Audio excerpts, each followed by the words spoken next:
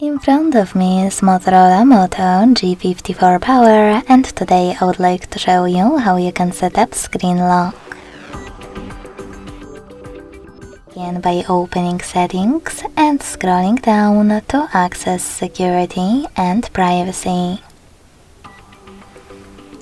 Then select device lock over here and click on screen lock. Following that, tap on the best login method for you, pattern, PIN or password. Then create it. Select next at the bottom right corner and repeat it to confirm it. Then click on confirm also at the bottom right corner.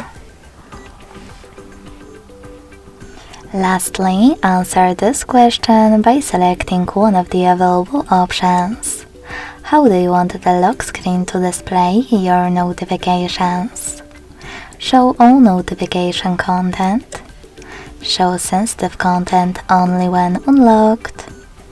Or don't show notifications at all? Whatever you decided, when you finished, hit done at the bottom right corner.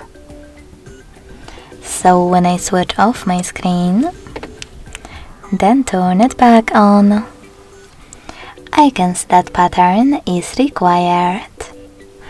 Thanks so much for watching. If you enjoyed this video, leave a like, comment and subscribe. Bye!